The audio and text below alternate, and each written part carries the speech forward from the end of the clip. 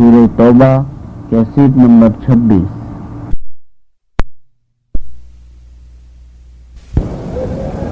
كما صليت على إبراهيم وعلى آل إبراهيم في العالمين إنك حميد مجيد. قال المؤلف والمفسر رحمه الله تعالى قال الله تبارك وتعالى في كلامه المجيد: أعوذ بالله من الشيطان الرجيم. بسم الله الرحمن الرحيم. يا أيها الذين آمنوا إنما المشركون نجس فلا يقربوا المسجد الحرام بعد عامهم هذا وإن خفتم عيلة فسوف يغنيكم الله من فضله إن شاء إن الله عليم حكيم. قاتلوا الذين لا يؤمنون بالله ولا باليوم الآخر ولا يحرمون ما حرم الله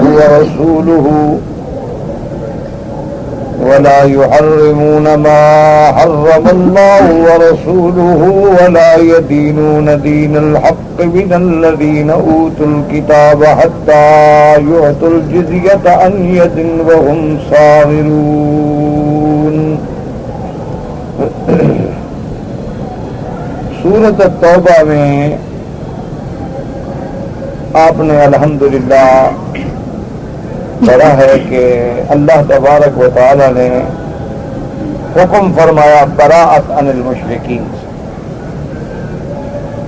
کہ جس طرح مومن کو اللہ کی توحید پر اور سرکار مدینہ سیدنا محمد مصطفیٰ صلی اللہ علیہ وسلم کی رسالت پہ، شریعت پہ، اسلام پہ ایمان لانا ضروری ہے، اسی طرح مسلمان کو مشرکین سے براءت کرنا بھی ضروری ہے. آپ نے الحمدللہ ثم الحمدللہ آیات سابقہ میں تفصیل کے ساتھ پڑھا ہے کہ اللہ تبارک و تعالیٰ کی رحمت سے 6 ہجری میں صلح حدیبیہ ہوئی، 8 ہجری میں اللہ تبارک و تعالیٰ نے مکہ حضور صلی اللہ علیہ وسلم کے لیے فتح فرما دیا، حضور غالب آ گئے، اسلام غالب آ گیا.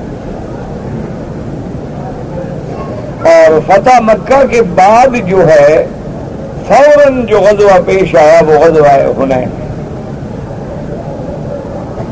اور غزوہ حنین کے بارے میں بھی الحمدللہ ثم الحمدللہ آپ نے تفصیل سے پڑھ لیا ہے، اس کے تفصیلات کہ غزوہ حنین میں کیا کیا واقعات پیش آئے، صحابہ رضوان اللہ علیہم اجمعین پہ کیسا ابتلا اور امتحان گزرا، اور پھر اس کے بعد اللہ تبارک و تعالیٰ کی طرف سے طمانینت، سکینہ، نصرت، ملائکہ، فرشتے اتارے گئے اور اللہ نے مسلمانوں کو فتح نصیب فرمائی.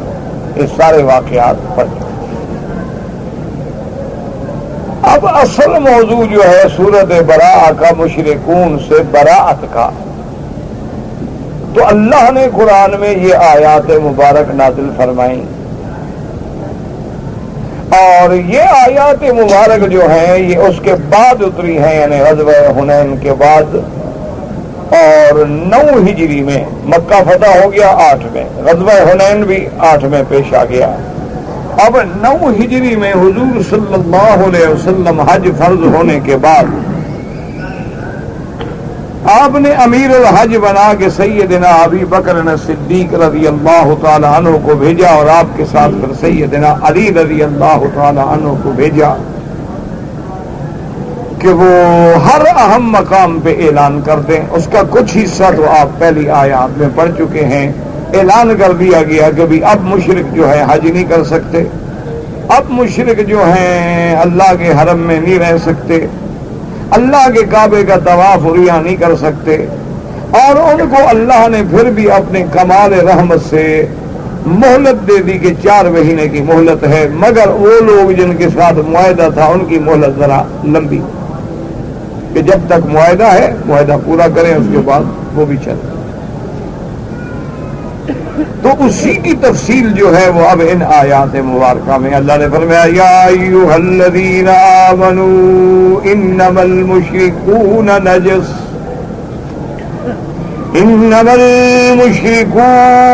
نجس فلا يقربوا المسجد الحرام بعد عامهم هذا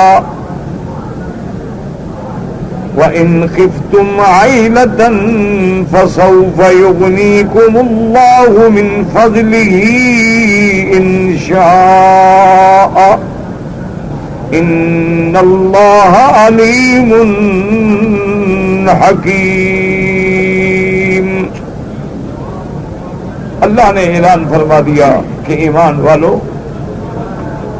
انما المشرکون نجس، مشرک جو ہے پلید ہے، نجس مانا گندا پلید، تو فلا يقرب المسجد الحرام بعد عامهم هذا، اب وہ مسجد الحرام کے قریب بھی نہ آئے اس سال کے بعد۔ تو اب اس میں ایک تو مسئلہ سمجھیں کہ انما المشرکون نجس کے مشرک پلید ہے، اس نجس سے مراد کیا ہے؟ چونکہ ایک ہوتی ہے نجاست ظاہری اور ایک ہوتی ہے نجاست معنوی۔ گندگی تو گندگی ہے، ہر آدمی کو نظر آتی ہے، پلیدی ہے، گندگی ہے، واضح چیز۔ اور ایک نجاست معنوی ہے، کیا مانا کہ بظاہر تو گندگی نظر نہیں آتی۔ تو اللہ تبارک و تعالیٰ نے ارشاد فرمایا کہ جیسے پلیدی ہے، نجاست غلیظہ ہے، ظاہری نجاسات ہیں، مشرک تو اندر کا بھی پلید ہے کہ اس کا عقیدہ ہی غلط ہے، یہ معنوی نجاست ہے۔ اسی سے سمجھیں کہ اصل جو روکا گیا ہے وہ اسی معنوی نجاست کی وجہ سے روکا گیا، تاکہ قرآن کو سمجھنے کی کوشش کریں۔ کیونکہ جو نجس ظاہری ہے، مثلا اگر آدمی پلید ہے، جنب کی حالت میں ہے، جنابت میں ہے، وہ بھی مسجد میں نہیں آ سکتا چاہے مسلمان ہو، جب تک غسل نہ کرے مسجد میں نہ آئے۔ اسی طرح عورت ہے، اگر حیض کی حالت میں ہے، نفاس کی حالت میں ہے، وہ بھی مسجد نہیں آ سکتی چاہے مسلمان ہو، تو وہ تو ویسے نہیں آ سکتے۔ تو یہاں جو مشرکون کو نجس فرمایا گیا ہے، پلید فرمایا گیا ہے، ان کی پلیدی جو ہے وہ معنوی پلیدی، کہ جو ان کے اندر کفر ہے، شرک ہے، بت پرستی ہے، وہ اصل میں گندگی ہے۔ حرف انما جو ہے یاد رکھیں یہ حصر کے لیے ہوتا ہے، جیسے انما حرم علیکم المیتۃ والدم، یہاں بھی آیا انما المشرکون نجس۔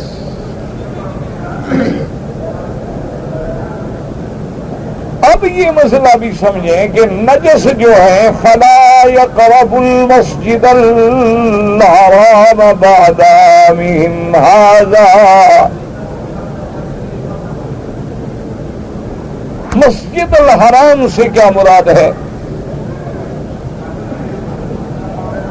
مسجد الحرام سے بظاہر تو مراد یہ ہے کہ کعبہ شریف کے ارد گرد جو مسجد ہے مسجد الحرام ہے،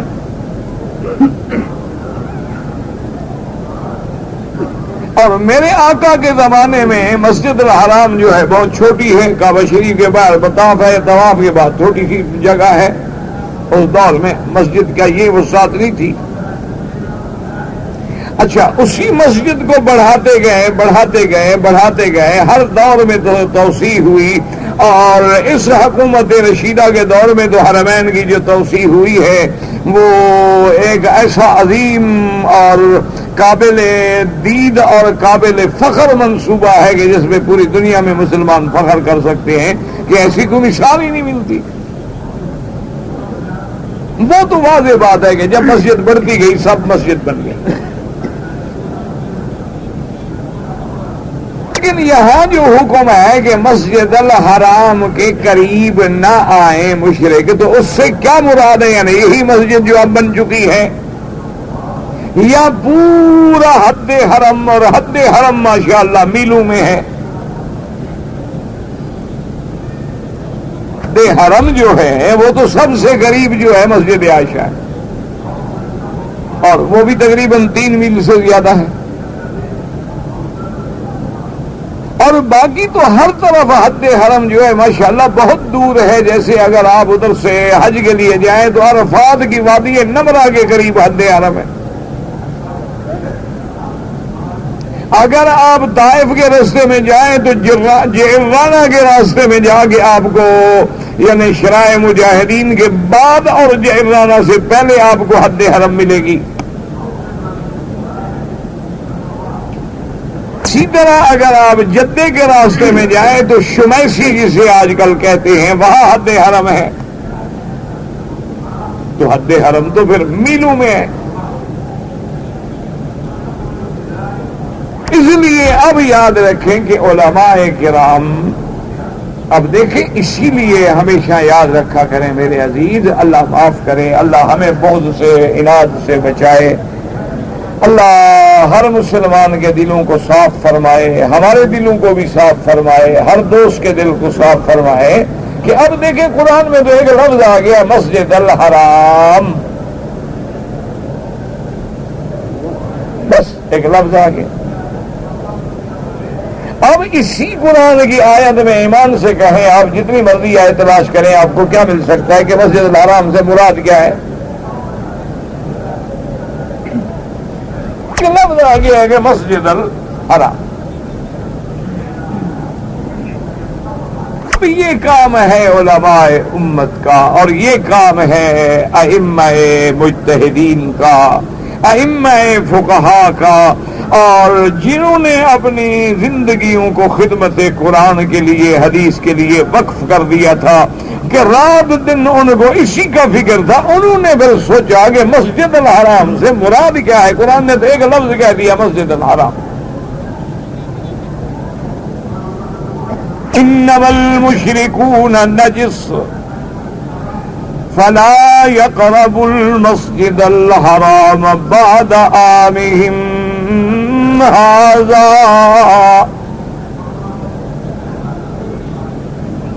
وہ مسجد الحرام سے تو اب علماء نے کہا کہ دیکھیں قرآن نے دوسری جگہ کہاں کہا ہے سبحان الذي اسرا بعبده ليلا من المسجد الحرام من المسجد الحرام الى المسجد الاقصى. اللہ تبارک و تعالیٰ کی پاک ذات ہے جس نے اپنے عبد محمد مدنی صلی اللہ علیہ وسلم کو سیر کرائی رات میں مسجد الحرام سے مسجد اقصی تک. اب علماء محدثین نے ساری حدیثوں کو سامنے رکھا تو روایات صحیح میں یہ ملا کہ میرے مدنی معراج پہ جب گئے تو بی بی ام ہانی کے گھر میں تھے. تو اب بی بی ام ہانی کا گھر مسجد میں تو نہیں تھا، صاف بات ہے کہ مسجد سے باہر تھا لیکن حرم میں اندر تھا.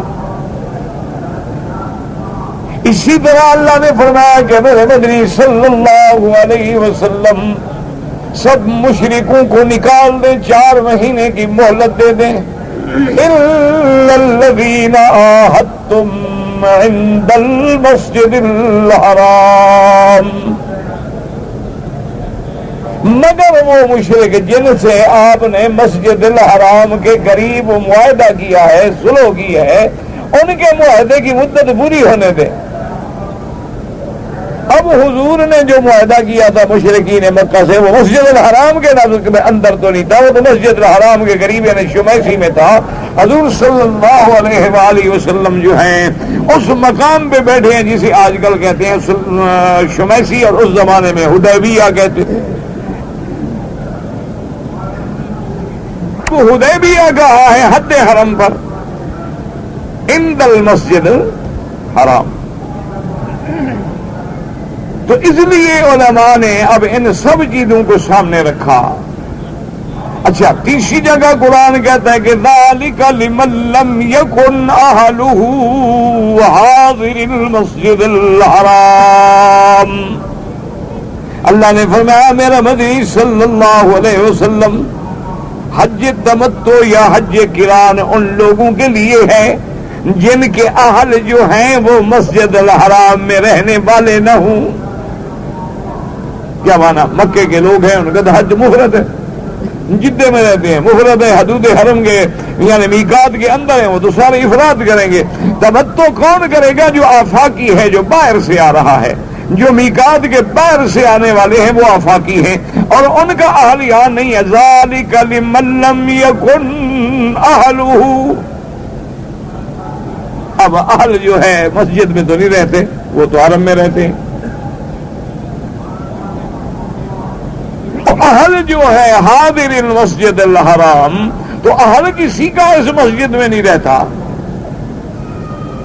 تو ان ساری آیات کو اور احادیث مبارک کو جب سامنے رکھا گیا تو نتیجہ کیا نکلا کہ مسجد الحرام سے مراد جو ہے پورا حرم ہے.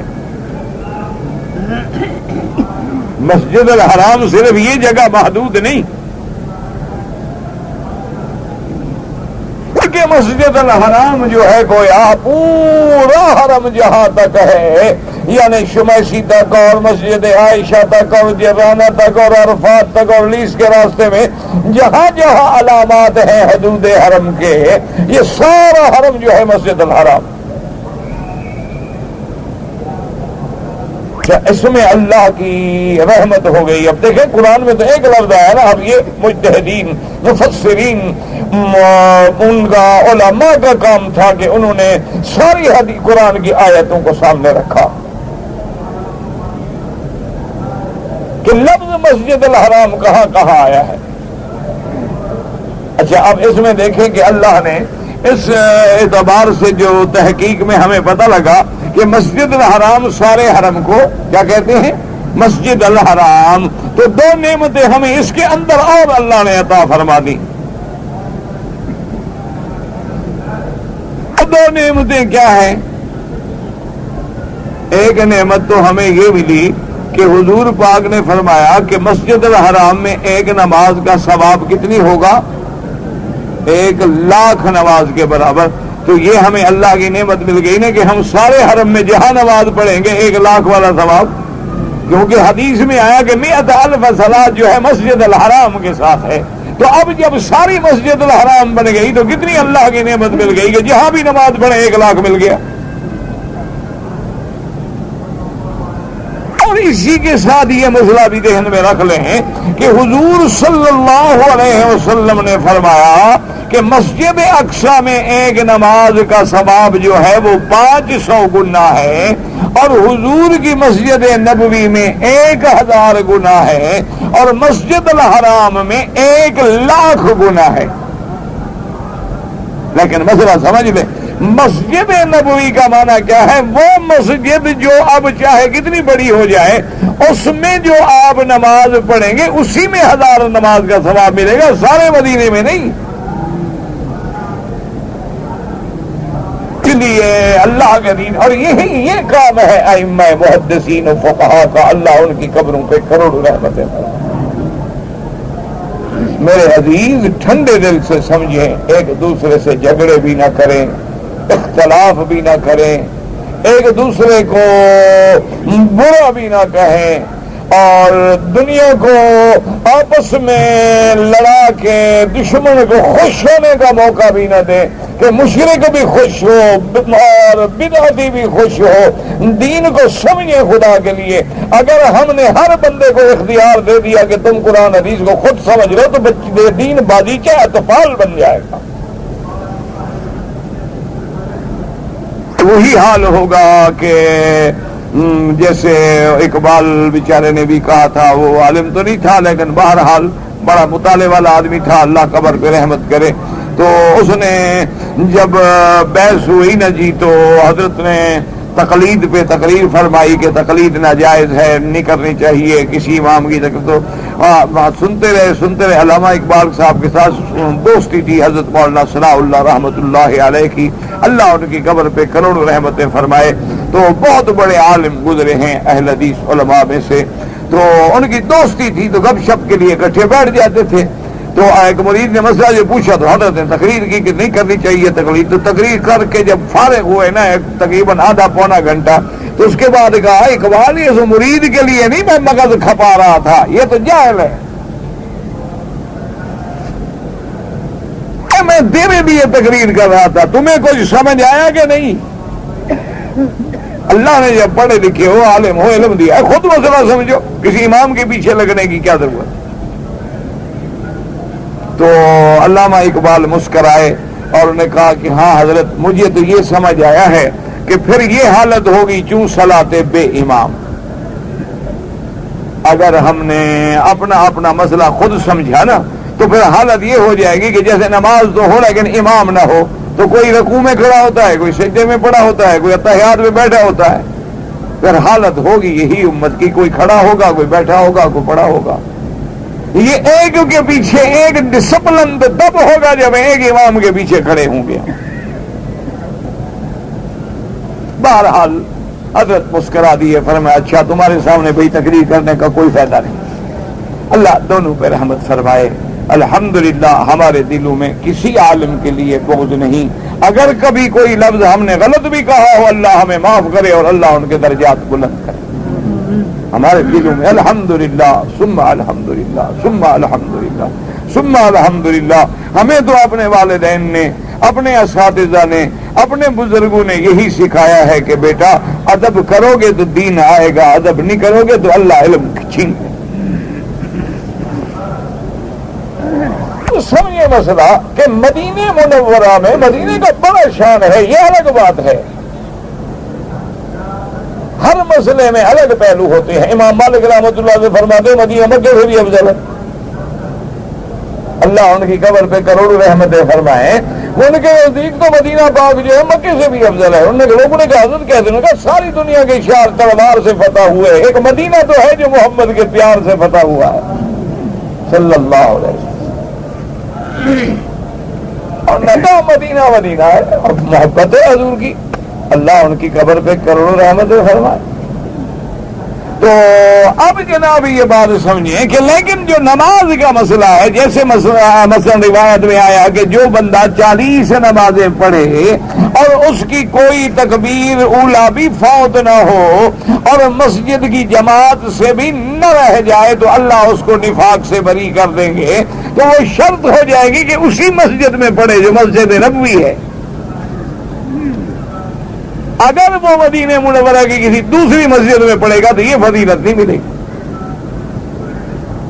لیکن دیکھیں اللہ نے اہل مکہ پہ اور مکے میں آنے والوں پہ کتنی کرم فرما دیا کہ پورا حرم کیا بن گیا مسجد الحرام. اور جہاں بھی نماز پڑھے 1 لاکھ.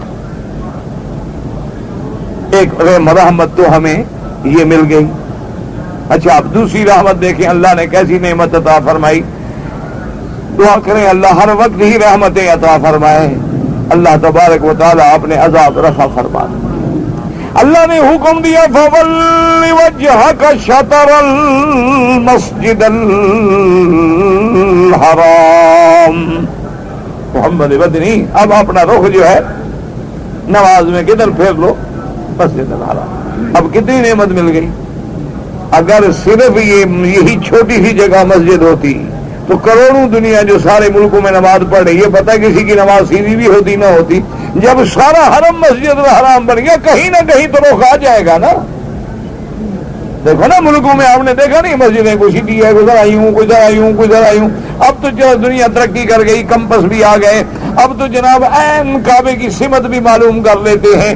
اب تو انجینئر ماشاءاللہ دھوپ پہ نشان لگا کے، سورج کا نشان لگا کے بھی زاویہ بنا لیتے ہیں. لیکن پہلے دور میں تو ایک اندازہ تھا نا کہ کعبہ شریف ادھر ہے.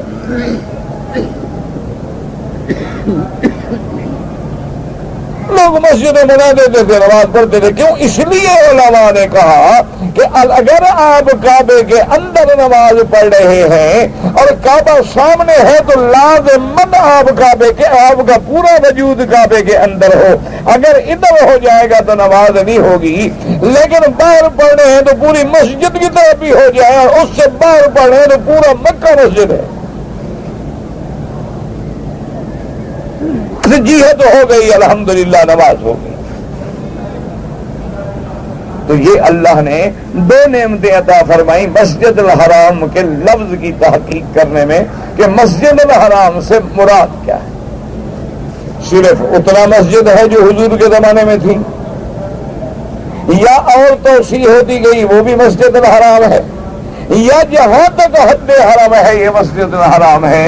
تو راجح قول یہی ہے کہ جہاں تک مسجد الحرام ہے وہ حد حرم ہے. اسی لیے دیکھیں کہ الحمدللہ اس حکومت اسلامیہ رشیدہ نے جہاں جہاں حد حرم ہے وہاں چوکیاں بنا دی کہ اب غیر مسلمین یہاں سے آگے داخل نہیں ہو سکتے. ایک مسئلہ تو ہمیں یہ سمجھ آیا. اب دوسرا مسئلہ یہ سمجھ آیا کہ نجاست ظاہری صرف مراد ہے یا معنوی. تو اصل مراد نجاست معنوی ہے کہ مشرک جو ہے وہ پلید ہے اس وجہ سے کہ اس کا عقیدہ پلید، وہ غیر اللہ کو مانگتا ہے، مانتا ہے، نظر نیاز چڑھاوے سور پکار غیر اللہ کو معبود بناتا ہے. یہ اس کا سب سے بڑی گندگی ہے. اس لیے اللہ نے حکم دے دیا کہ مسجد الحرام میں وہ داخل نہیں ہو سکتے. اب اور سمجھیں دوسرا مسئلہ جو اس آیت میں علماء نے نکالا. علماء فرماتے ہیں، مفسرین فرماتے ہیں کہ یہاں تو لفظ ہے کہ مسجد الحرام کے قریب نہ آئیں، لیکن کیا باقی مسجدوں کے بارے میں کیا حکم ہے؟ قرآن میں تو مسجد الحرام کا ذکر ہے. قرآن پاک نے تو فرمایا ہے کہ انما المشرکون نجس فلا يقربوا المسجد الحرام بعد عامهم هذا. تو اب صرف مسجد الحرام سے مشرکوں کو روکیں گے یا باقی مساجد؟ اس لیے اب علماء نے فرمایا کہ دیکھنا یہ ہوگا کہ مسجد الحرام کی شان بہت بلند ہے، لیکن باقی مسجدیں بھی تو مسجد ہیں نا. باقی جتنی مساجد ہیں وہ بھی تو مساجد ہیں نا. تو انہوں نے کہا کہ اس کا حکم بھی اسی کے تابع ہے کہ اس میں بھی کسی کافر مشرک کو مسجد میں نہیں آنا چاہیے. یہ تین مسئلے. اس کے بعد اب آگے سمجھیں کہ اور جو مسئلہ اس آیت میں سے نکلا کہ یہاں اللہ نے فرمایا انما المشرکون نجس. پلید کون ہے؟ مشرک. تو اہل کتاب یہودی نصرانی ان کا ذکر تو ہے نہیں. یہاں تو صرف مشرکین کا ذکر ہے، کیونکہ قرآن پاک کو جب ہم دیکھتے ہیں تو مشرکین کا ذکر علیحدہ ہوتا ہے، منافقین کا علیحدہ ہوتا ہے، اہل کتاب کا علیحدہ ہوتا ہے. اب اہل کتاب بھی تو کافر ہیں نا، جیسے مشرک کافر ہیں، یہودی بھی تو کافر ہے، نصرانی بھی تو کافر ہے، اسی طرح سکھ بھی تو کافر ہے، بدھ مت بھی تو کافر ہے، مجوسی بھی تو کافر ہے، سورج کی عبادت کرنے والے بھی تو کافر ہیں. ان کے بارے میں کیا حکم ہے؟ تو علماء نے فرمایا کہ مشرک کو پلید کیوں کہا جا رہا ہے کہ اندر شرک ہے، کفر ہے، تو وہ کفر اہل کتاب میں بھی ہوگا، وہ بھی پلید. کیونکہ جس چور کے بعد چوری کا مال ملے گا وہ چور ہے. چوری ہو گئی ہے مثلاً ایک آدمی کا 10 عین کے چوری ہوگی، ایک اس کے بعد ایک اس کے بعد، جس کے بعد عین ہے وہ چور ہے نا. اب جس کے بعد کفر ہے، ایک نے بتوں کو سامنے رکھ کے شرک کیا، ایک نے عیسیٰ علیہ السلام کو سامنے رکھ کے شرک کیا. شرک تو دونوں کر رہے ہیں. ایک نے بتوں کو سجدہ کیا، دوسرے نے عیسیٰ علیہ السلام کو سجدہ کیا، تیسرے نے عزیر علیہ السلام کو سجدہ کیا. چوتھے نے جا کے پیروں کو سجدہ کیا، بات تو ایک ہو گئی۔ جہاں جہاں وہ چوری والا مال، وہ شرک والا، وہ کفر والا مال ملتا گیا، وہ چور خود بنتے گئے، چور بنتے گئے تو مسجد میں داخلہ بند۔ یہ مسئلہ بھی علماء نے اسی قرآن کی آیات سے نکالا ہے کہ دیکھو شرک کا معنی ہوتا ہے اللہ کی ذات میں، اللہ کے صفات خاصہ میں کسی کو شریک کرنا۔ اب جنہوں نے شریک کیا لات کو وہ بھی مشرک، کسی نے شریک کیا عیسیٰ علیہ السلام کو ثالث و ثلاثہ وہ بھی مشرک، کسی نے شریک کیا عزیر کو کہ ابن اللہ ہے وہ بھی مشرک، کسی نے شریک کیا بتوں کو وہ بھی مشرک، کسی نے شریک کیا جبرائیل کو، کسی نے پیر کو، ولی کو، نبی کو، جو بھی شرک کرے گا وہ مشرک ہوگی۔ ایک مسئلہ یہ بھی یہاں سے نکلا۔ اب دوسری بات سمجھیں کہ اللہ نے فرمایا ہے کہ اس سال کے بعد مشرک اللہ کے گھر کے قریب نہ آئے، فلا یقربوا المسجد الحرام بعد عامہم ھذا، تو بعد عامہم ھذا سے کون سا سال مراد ہے؟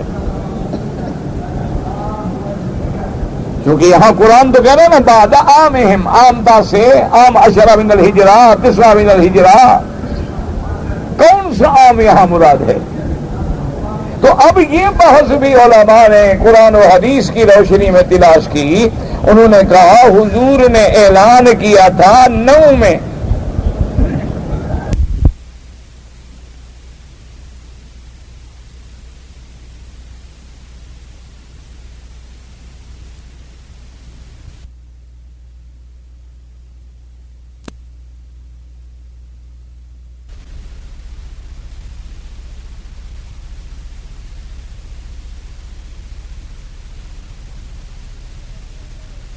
رضی اللہ تعالیٰ عنہ امیر بن کے آئے، حضرت علی رضی اللہ تعالیٰ عنہ اعلان کے لیے آئے، تو معنی یہ ہے کہ 9 کے بعد جو مہلت دی گئی وہ دی گئی، اب 10 ہجری کے بعد ختم۔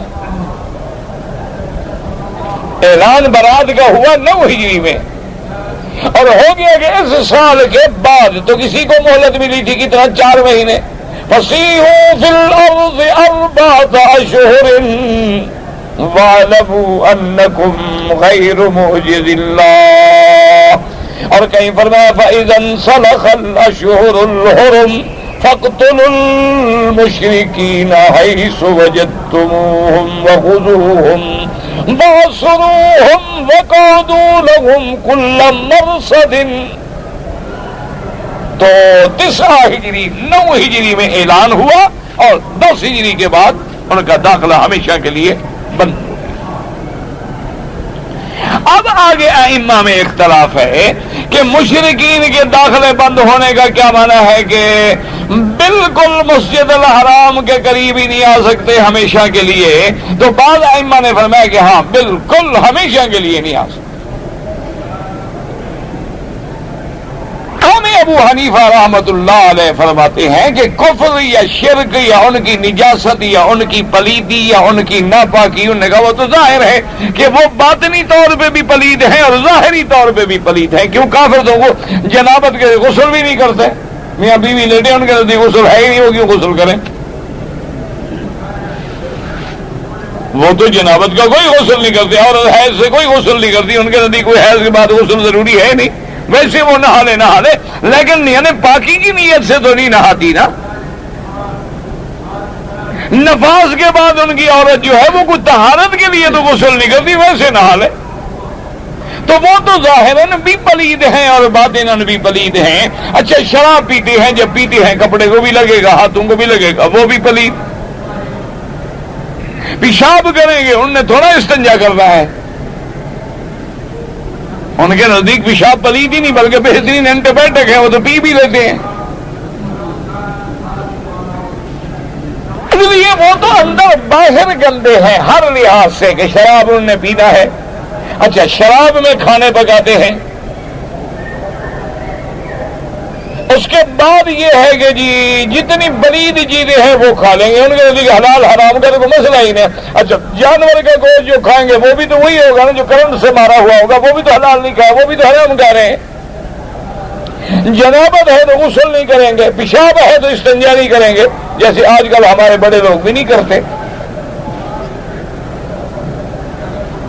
آج کل تو ویسے فیشن بھی اچھا ہے کہ ایسی جین کی پینٹ ملتی ہے کہ 1 سال کا پیشاب اندر جذب ہو جاتا ہے۔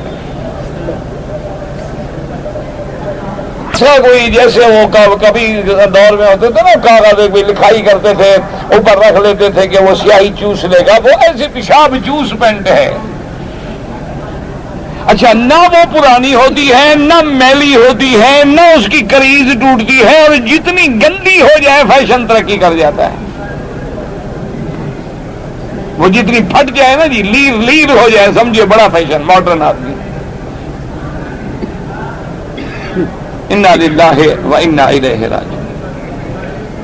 اچھا، استنجا بھی نہیں کریں گے، بغلیں بھی صاف نہیں کریں گے، بدن بھی صاف نہیں کریں گے، استنجا بھی نہیں کریں گے۔ یقین کریں آپ ان کا یہ ظاہر باہر دیکھتے ہیں نا، یہ دیکھا ہے نا آپ نے، بڑے بڑے پرفیوم آتے ہیں، اتنے تیز پرفیوم ہوتے ہیں کہ اگر سپرے کرو تو گھر میں چوہے بھی مر جائیں۔ وہ اسی لیے ہوتے ہیں کہ وہ بدبو کیسے مرے، غسل تو کرنا نہیں انہوں نے، ٹائلٹ کرنا ہے کاغذ سے، استنجا تو کرنا ہی نہیں، کاغذ سے صفائی کرنی ہے، جو ہو گئی ہوگی، رہ گئی پینٹ صاف کر لے گی۔ بڑے آدمی بننے میں مزے ہیں، کئی مزے ہیں۔ پیشاب کھڑے ہو کے کرو، بیٹھنے کی کوئی ضرورت نہیں۔ دیکھو نا، یہ خامخواہ بیٹھنے میں تکلیف ہوگی نا، کھڑے کھڑے اپنا پیشاب بھگت لیا۔ اور اس کے بعد جناب کھانا بھی کھڑے ہو کے کھا لیں، پلیٹ ہاتھ میں، ہر آدمی پکڑے ہوئے کھڑا ہے، اپنا ٹیبل پہ کھانا اٹھایا، کھڑے کھڑے کھا لو۔ کتنے مزے ہیں بڑے آدمی بننے میں۔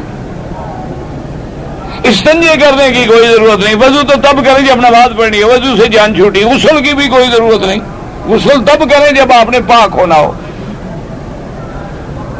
مزے ہی مزے ہیں۔ بس صرف ایک بات کا فکر رکھنا کہ عذاب قبر سے شروع ہو جائے گا۔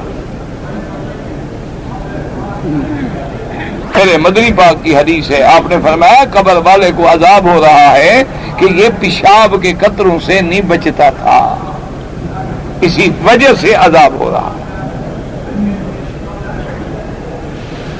اب جناب مسئلہ سمجھیں تو امام ابو حنیفہ رحمۃ اللہ علیہ فرماتے ہیں کہ ایک ہوتا ہے کافر کا پلید ہونا۔ مشکل تو یہی ہوتی ہے نا جی، مسئلہ سمجھنا ہے تو بندہ پھر اعتراض کرتا ہے۔ اب ایک ہے اس کا نجس ہونا، وہ تو ظاہر ہے کہ کافر بطور عقیدہ بھی پلید ہے کہ مشرک ہے، اور ظاہری نجاسات کی بنا پر بھی وہ پلید ہے، نہ استنجا ہے، نہ اس کے پاس عقل حلال ہے، وہ تو شراب پیے گا حرام ہے، خنزیر کھائے گا حرام ہے، اس کے بعد نہ غسل حیض ہے، نہ غسل جنابت ہے، نہ غسل نفاس ہے، وہ تو اندر باہر پلید ہے۔ لیکن وہ فرماتے ہیں کہ یہ حکم جو آیا ہے قرآن میں، فلا یقرب المسجد الحرام بعد عامہم ھذا، یہ فرماتی ہے اسلام کا ایک سیاسی حکم تھا کہ آج کے بعد یعنی کافر جو ہے وہ حج اور عمرہ نہیں کر سکتا، یہ نہیں کہ بالکل مسجد کے قریب ہی نہیں آ سکتا۔ انہوں نے کہا حدیث میں اعلان ہے کہ اللہ یحجن بعد العام مشرک ولا یطوف بالبیت عریان۔ اللہ کے نبی نے جو اعلان کرایا تھا وہ کیا تھا کہ اس سال کے بعد کوئی مشرک حج، جب وہ قریب نہیں آ سکتا تو پھر حج کے کہنے کی کیا ضرورت تھی؟ وہ تو بس ایک ہی لفظ کافی تھا کہ ولا یقرب المسجد الحرام بعد عامہم ھذا۔ تو پھر یہ وضاحت کرنے کی، طواف کعبے کا عریان نہیں کر سکتا کوئی مشرک، حج اور عمرے کے لیے نہیں آ سکتا، تو امام صاحب فرماتے ہیں کہ مشرک حج و عمرے کے لیے نہیں آ سکتا، اگر کسی کا ملازم ہے یا کوئی کام ہے یا اور کسی وجہ سے آ جائے تو کوئی حرج نہیں۔ ایک تو وہ اس حدیث سے دلیل پکڑتے ہیں جو حضور نے حضرت علی کو حکم دیا اعلان کرنے کے لیے، اور دوسرا وہ یہ فرماتے ہیں کہ جب وفد ثقیف آیا، ابھی وہ اسلام نہیں لائے تھے، حضور نے ان کو مسجد میں ٹھہرا دیا۔ تو اگر کافر مسجد میں آ ہی نہیں سکتا تو حضور نے ابھی تو کافر ہے، اسی طرح جب حضور کے پاس وفد آیا نصارہ کا نجران سے عبد المسیح کی قیادت میں 60 آدمیوں کا، ان کو بھی آپ نے مسجد میں ٹھہرا دیا. اور اسی طرح ایک آدمی تھا جس کا نام تھا سمامت بن اثال، وہ نجد کے علاقے کا آدمی تھا، بڑا بہادر سردار تھا، کافر تھا، پکڑا گیا، مسلمان پکڑ کے حضور کی خدمت میں لے آئے. حضور نے فرمایا اس کو مسجد کے ستون کے ساتھ باندھ دو، مسجد کے ستون کے ساتھ باندھ دیا. اب حضور کو نے فرمایا ہاں بھائی سمام کیا خیال ہے تمہارا؟ اس نے کہا حضور میں اپنے عقیدے پہ پکا ہوں بالکل، اور ان تقتل لا دم، کہ حضور اگر آپ مجھے قتل کریں کر دیں، لیکن میں بھی سبھی قبیلے کا سردار ہوں، میرا خون رائے گا نہیں جائے گا، میری قوم بھی بدلہ لے گی، میں خون والا آدمی ہوں، قبیلے والا آدمی ہوں، اور اگر احسان کریں تو پھر میں مرد ہوں، احسان ماننے والا ہوں،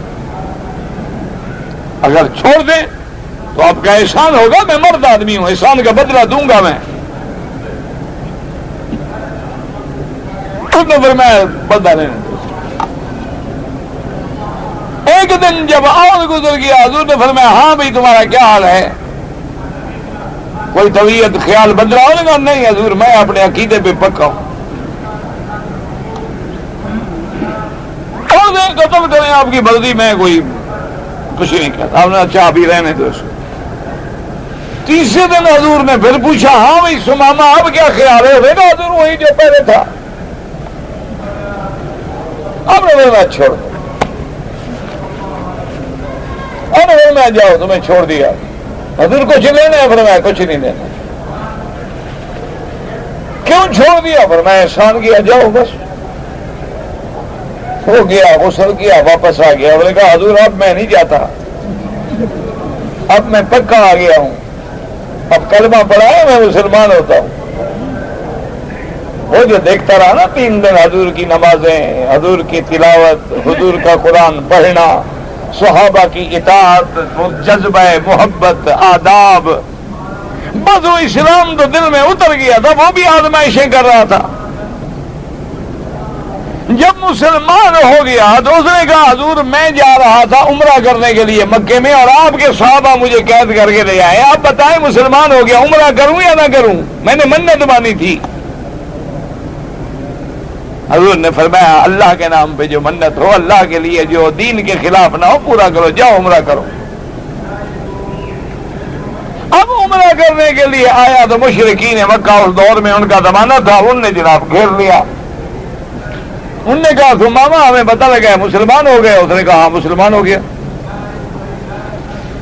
انہوں نے کہا ہم تو پھر تمہیں عمرہ نہیں کرنے دیتے. انہوں نے کہا تمہاری مرضی، میں تو نہیں چھپاتا، میں مسلمان ہو گیا ہوں. انہوں نے کہا کہ ہم تمہیں عمرہ نہیں کرنے دیں. انہوں نے کہا نہ کرنے دو. اور اس نے کہا مکے والوں یاد رکھو میں کوئی ایسا ویسا گرا پڑا بندہ نہیں ہوں، میں بھی قبیلے کا سردار ہوں. اگر ایک تمہیں دانے آنا دیا نا شام کی طرف سے، ایک گندم کا دانہ مکے آ گیا نا تو جو مرضی ہے مجھے سزا دینا. روکو مجھے، کیسے روکتے ہو؟ میں چلا جاتا ہوں بغیر عمرے کے. وہ بندہ جو الحمدللہ چند دن پہلے تک کافر ہے، مسلمانوں کا سب سے بڑا محافظ ہے، اور اس نے جا کے جناب قافلے روک دیے قریش کے، ہلا کے رکھ دیا قریش کو. تو اس لیے اب امام ابو حنیفہ رحمۃ اللہ نے فرمایا کہ اس سمامہ تو مشرک ہے، حضور نے کہا مسجد میں باندھ دو. تو اب آپ ایمان سے دیکھیں کہ امام صاحب کے پاس ادھر قرآن کی آیت بھی ہے اور ادھر حدیث رسول اللہ بھی ہے، حضرت علی والی حدیث مبارک بھی ہے، اور سمامہ والی حدیث مبارک بھی ہے، اور وفد بنو ثقیف والی حدیث مبارک بھی ہے، اور وفد نجران والی حدیث مبارک بھی ہے. ہمیں افسوس سے کہنا پڑتا ہے کہ جو ساری حدیثوں پہ عمل کریں اسے ہم کہیں کہ وہ حدیث نہیں مانتے. انا للہ و انا الیہ راجعون. اللہ ہمیں بھی اور ہر دوست کو ہدایت کے فیصلے فرمائے. اللہ ہمارے دلوں سے بغض و عناد کے پردے ہٹا کے اللہ اپنے دین والی محبت ڈال دے. تو اس لیے ان آیات، اب ایک آیت میں ائمہ نے کتنے مسائل کا استنباط کیا ہے، یہی معنی ہے ان کا، یہی ان کا تفقہ ہے، یہی ان کی فقہ ہے، یہی دین کی سمجھ ہے، یہی قرآن کی سمجھ ہے کہ قرآن پاک میں ایک آیت آ گئی لیکن ائمہ نے سارے قرآن کی آیات کو سامنے رکھا، ساری احادیث رسول عربی سیدنا محمد الرسول اللہ صلی اللہ علیہ وسلم کو سامنے رکھا۔ اب ایک اور مسئلہ پیدا ہوتا تھا اس آیت میں کہ جب ہم نے مشرکوں کو روک دیا تو بظاہر تو یہ خیال آتا تھا کہ کافروں کا آنا جانا بند ہو گیا، تو اب تجارت معاملات لازمی بات ہے کہ اقتصادی طور پہ ہمیں چوٹ پڑے گی، اس کا بھی اللہ نے اعلان فرما کے علاج کر دیا۔ فرمایا وَإِنْ خِفْتُمْ عَيْلَةً فَسَوْفَ يُغْنِيكُمُ اللَّهُ مِنْ فَضْلِهِ۔ اللہ نے فرمایا میرا مدنی صلی اللہ علیہ وسلم ایمان والوں سے کہہ دو کہ اگر تمہیں ڈر ہو فقر کا کہ کافر ہم سے بائیکاٹ کر لیں گے، ہم پہ پابندیاں لگا دیں گے، جیسے ہم نے پابندیاں ان پہ لگا دی ہیں وہ ہم پہ پابندیاں لگا دیں گے تو ہمارے لیے غربت کا سامان پیدا ہو جائے گا، پریشانی کا سامان پیدا ہو جائے گا۔ اللہ نے فرمایا فَسَوْفَ يُغْنِيكُمُ اللَّهُ مِنْ فَضْلِهِ، ان قریب اللہ تبارک و تعالی اپنے فضل سے تمہیں غنی کر دیں گے، تمہیں کسی کافر کی ضرورت بھی محسوس نہیں ہوگی۔ اور اللہ نے دیکھے میرے بدنی کو غنی کر دیا کہ نہیں، مکہ فتح ہو گیا، حنین فتح ہو گیا، 40,000 بکری، 24,000 اونٹ، 6,000 قیدی، 4 من سونا جو ہے صرف اسی ایک جنگ میں ملا ہے۔ خیبر فتح ہو گیا، تبوک فتح ہو گیا، اور اس کے بعد اللہ کی رحمت ہو گئی کہ یہود بنی قریظہ بنو نذیر کا اخلاء ہو گیا، انجلا ہو گیا، نکال دیے گئے۔ اللہ نے مسلمانوں کے لیے فتوحات کے دروازے کھول دیے۔ اور پھر صحابہ کے دور میں تو انہوں نے تو کیسر و کسرا کو بھی قدموں کے نیچے رگیٹ ڈالا، اور انہوں نے ماشاءاللہ دریاؤں سمندروں کو عبور کر کے مشارق الارض و مغاربها پہ اسلام کے جھنڈے گاڑ دیے۔ اس لیے اللہ نے فرمایا جب تم میرے احکام پہ چلو گے تو پھر کافروں کی پابندیوں شبندیوں سے نہ ڈرو، رزق میرے ہاتھ میں ہے، میں چاہوں تو تھوڑے میں بھی زیادہ دے دوں، میں چاہوں تو جہاں سے اب دیکھیں کہ ساری کائنات میں چلے جائے، ہر ملک میں جب پھل ان کے اپنے ملک میں ختم ہو جائے مکے میں ختم نہیں ہوتا۔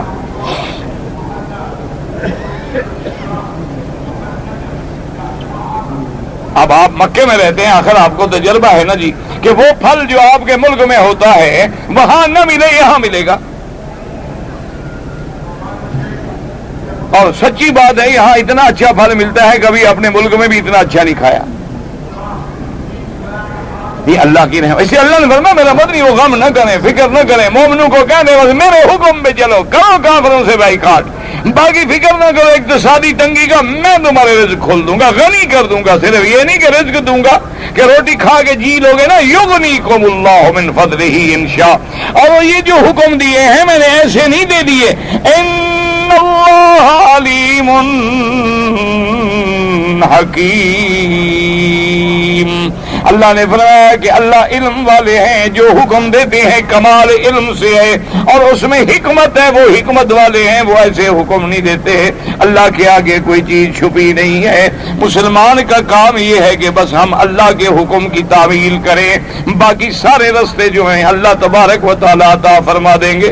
دعا کریں اللہ ہمیں اپنے اور اپنے رسول عربی سیدنا محمد مصطفیٰ صلی اللہ علیہ وسلم کی اتباع کی توفیق عطا فرمائے، اور اسی اتباع میں ہماری زندگی گزرے اور اسی میں موت آئے۔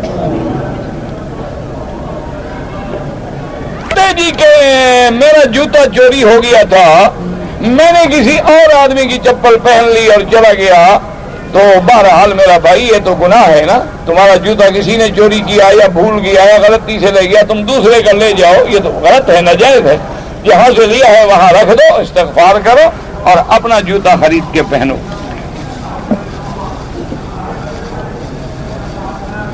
اللہ کے جو فرشتے ہیں وہ قیامت کے دن اللہ ختم کریں گے، ہاں کریں گے، کیوں کریں گے اللہ کی مرضی، لا یسأل، اللہ سے کوئی پوچھ سکتا ہے جی آپ کیوں کریں گے، لا یسأل عما یفعل وہم یسألون، تمہارے فرشتوں سے کوئی رشتہ داری ہے جو پوچھتے ہو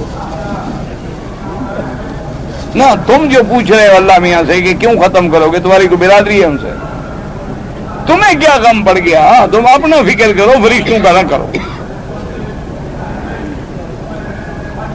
جہاد کی کتنی قسمیں ہیں؟ جہاد ہے، قسمیں کیا ہے؟ مال سے ہوتا ہے، جان سے بھی ہوتا ہے جہاد، اپنے نفس سے بھی جہاد ہوتا ہے۔ حضور کے علاوہ بھی کوئی پیغمبر عرش پہ گئے؟ عرش پہ تو کوئی پیغمبر بھی نہیں گئے، حضور بھی نہیں گئے۔ یہ اب کس نے کہا ہے کہ حضور عرش پہ گئے ہیں؟ اللہ کا کوئی پیغمبر بھی عرش پہ نہیں گئے، حضور پاک بھی عرش پہ نہیں گئے۔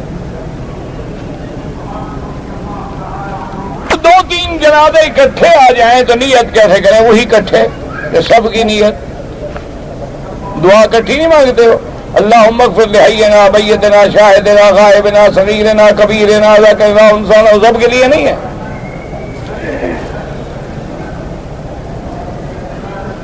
فطر کی نماز میں جب تیسری رکعت میں کھڑے ہوں، اگر ملا کے پڑھیں جیسے حنفی پڑھتے ہیں تو اس میں ثنا نہیں پڑھی جاتی، اس میں وہ فاتحہ اور سورت پڑھیں گے۔ اور جو لوگ دو رکعت میں سلام پھیر کے ایک رکعت کے لیے کھڑے ہوں گے ان کے نزدیک بھی ثنا ضروری نہیں، فاتحہ سے شروع کر دیں گے، اگر پڑھے تو پڑھ سکتے ہیں، منع نہیں۔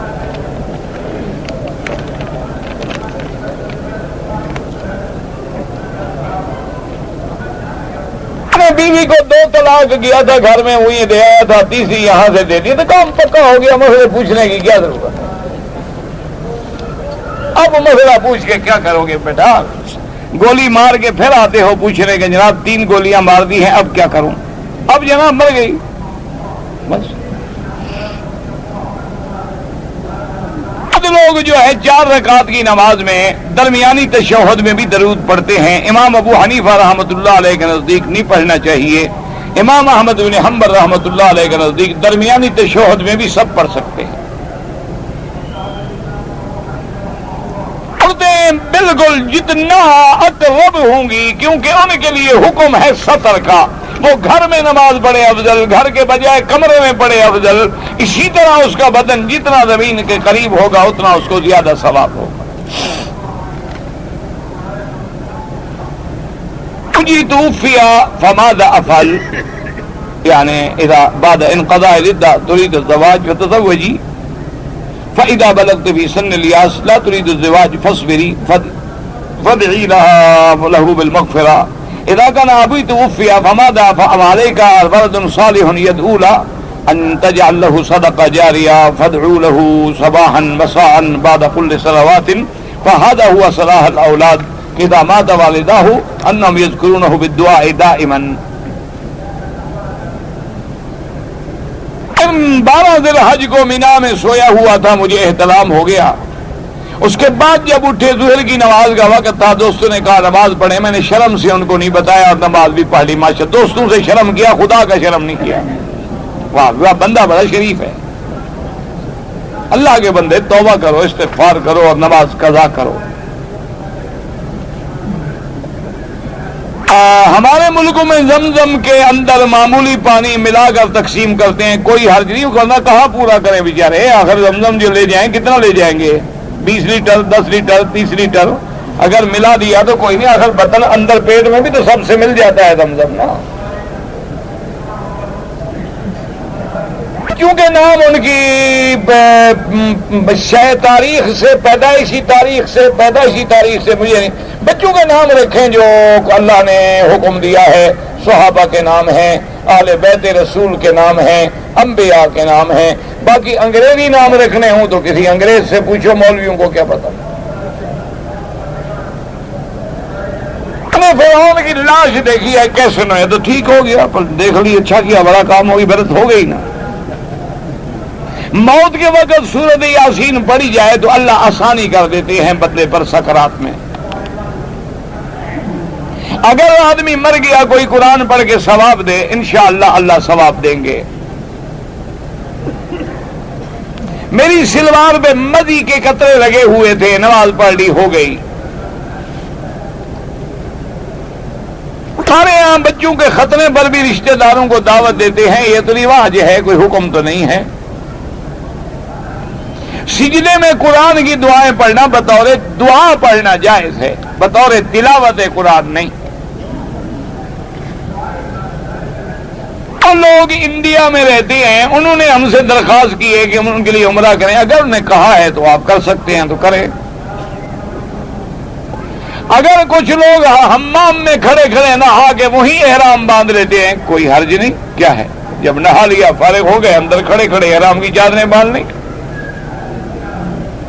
بعض بزرگ کہتے ہیں کلمہ طیبہ 70,000 دفعہ پڑھے، ساری زندگی پڑھتے رہے، 70 لاکھ دفعہ پڑھے یا 70,000، جتنا پڑھو۔ افضل ذکر لا الہ الا اللہ، سب سے افضل ذکر جو ہے کلمہ شریف ہے۔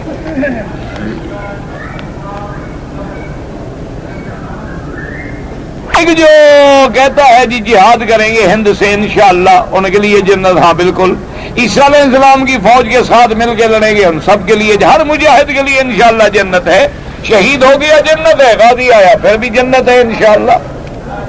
ٹیلی فون پہ نکاح ہو سکتا ہے نہیں، ٹیلی فون پہ آواز بدل سکتی ہے، اس لیے آپ اپنا وکیل بنا لیں کہ فلاں آدمی میرا وکیل ہے، 2 گواہوں کے سامنے میں اس کو اختیار دیتا ہوں کہ میرا نکاح کر دے، وہ جا کے نکاح کر دے آپ کا۔ لیکن وکیل کسی اچھے بندے کو بنانا، اپنا کر کے نہ آ جائے۔ آج کل مسلمان ماشاءاللہ بڑے چلاک ہیں نا، جائے تمہارا نکاح کرنے اپنا پڑھ کے آ جائے۔ اور ٹیلی فون پہ بھی نہیں کیا کرو، ٹیلی فون پہ نکاح کرائیں تو آگے جاؤ 70 سال کی بڑھیا بیٹھی ہو، کیا کرو، کہے کہ یہی تھی۔ وکیل بناؤ اور پکے آدمی کو بناؤ، مسلمان نمازی۔ آج کل کہتے ہیں جی کہ شادی جو ہے وہ بڑے بڑے افراح میں کرتے ہیں، 80 ہزار کرایہ، بالکل ناجائز ہے، اسراف ہے، بالکل یہ نہ سنت ہے نہ حضور پاک صلی اللہ علیہ وسلم کا حکم ہے، بلکہ اسلام کا حکم ہے کہ کلوا واشربوا ولا تسرفوا۔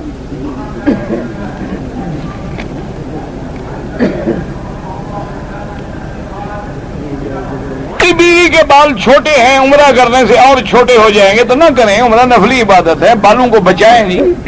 عورتیں بیوٹی پارلر میں جا کر تو کبھی نہیں پوچھتی کہ کتنے چھوٹے ہو گئے، اسلام میں پوچھنے کا فکر پڑ گیا آپ کو، بالا اتنی ہی کاٹ رہے ہیں پور کے برابر۔ ساری عمارت میں جن ہے، ہمیں بہت تنگ کرتا ہے، تو کسی بھوت سے رابطہ پیدا کریں، میں کیا کروں۔ 3 طلاقیں جو ہیں بالکل ہو جاتی ہیں، بہتر یہ ہے کہ دارالافتاء سے مسئلہ پوچھیں۔ لونڈی سے اگر نکاح کر لیا ہے تو بیوی ہو گئی ہے۔ مجھے ایک عورت نے 500 ریال دیے تھے کہ غریبوں میں بانٹ دینا، میں نے ٹی وی خرید لی، واہ بھائی واہ، انا للہ و انا، وہ غریبوں کو تقسیم کرو، یہ ٹی وی والا گناہ اپنے سر پہ رکھو، اس عورت کے پیسے کو حرام نہ کرو۔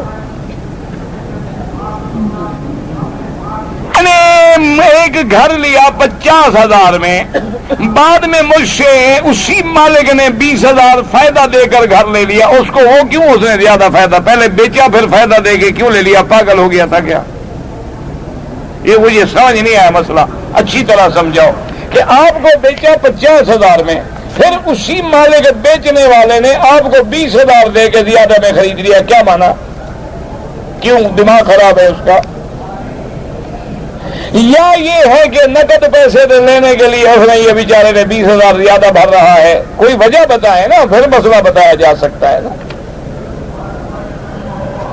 ماں باپ کے لیے عمرہ، بالکل عمرہ کریں، حج کریں، سب کچھ کریں، اولاد کا کام یہی ہے کہ والدین کے لیے نیکی کریں۔ اللہم صلی علی سیدنا محمد وعلی آل سیدنا محمد وبارک وسلم۔ یا الہ العالمین، تمام عالم اسلام پہ رحمتیں فرما، یا اللہ ہمارے گھر والوں پہ اولادوں پہ رحمتیں فرما، اپنے عذاب رفع فرما، یا الہ العالمین سب کی اولادوں کو صالح بنا، قرۃ عین بنا، دین والا بنا، حضور کا فرما بردار بنا، والدین کا اطاعت شعار بنا، یا اللہ بیماروں کو شفا عطا فرما، بے حیاؤں کو حیا عطا فرما، بے دینوں کو دین عطا فرما، بے اولادوں کو اولاد عطا فرما، یا اللہ جن کی اولاد ہیں ان کو صالح بنا، یا اللہ جن کے گھروں میں بچیاں ہیں ان کے رشتے آسان فرما، یا اللہ ان سب کو خیر کے رشتے نصیب فرما، یا اللہ مسلمان شریف لوگوں کے گھروں میں یہ بہت بڑی پریشانیاں ہیں حل فرما دے، یا اللہ سب کی مشکلیں حل فرما دے، یا اللہ سب کے لیے راستے آسان فرما دے، یا الہ العالمین بلد اللہ الامین کو، حرمین الشریفین کو قیامت تک ہر فتنے سے محفوظ فرما۔ یا اللہ ہر شریر کے شر سے محفوظ فرما، ہر حاسد کے حسد سے محفوظ فرما۔ یا اللہ مجاہدین فلسطین، کشمیر، شیشان کی قدم قدم پہ نصرت فرما۔ یا اللہ مسلمان ہند میں ہے، بنگلہ دیش میں ہے، برما میں ہے، ارکان میں ہے، عرب میں ہے، عجب میں ہے، افغان میں ہے، ان کی جان مال آبرو عزت کی حفاظت فرما۔ ربنا آتنا فی الدنیا حسنۃ وفی الآخرۃ حسنۃ وقنا عذاب النار۔ اللهم اجعل لنا وللمسلمین من كل هم فرجا ومن كل ضيق مخرجا ومن كل بلاء عافیا۔ یا اللہ ہماری ظاہری باطنی بیماریاں دور فرما۔ یا اللہ ہماری ظاہری باطنی بیماریاں دور فرما۔ یا اللہ ہماری ظاہری باطنی بیماریاں دور فرما۔ یا اللہ ہماری پریشانیاں دور فرما۔ یا اللہ ہمیں حاسدین کے حسد سے محفوظ فرما۔ یا اللہ ہمیں دشمنوں کی دشمنی سے محفوظ فرما۔ یا الہ العالمین یا ارحم الراحمین ستر نصیب فرما۔ اللہم اجعلنا فی زمانک و امانک و احسانک، صلی اللہ تعالی علی خیر خلقہ سیدنا محمد وعلى آلہ وصحبہ اجمعین۔ اللہم صل علی سیدنا محمد وعلى آل سیدنا محمد وبارک وسلم علیہ۔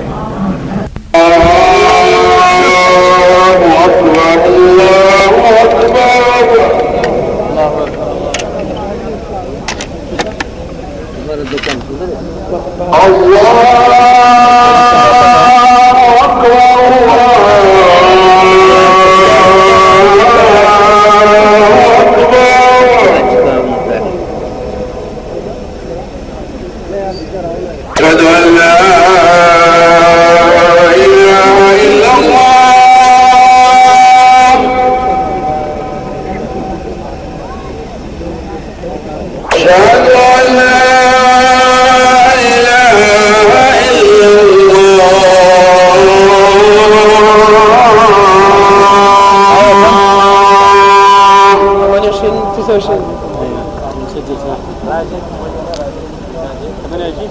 أشهد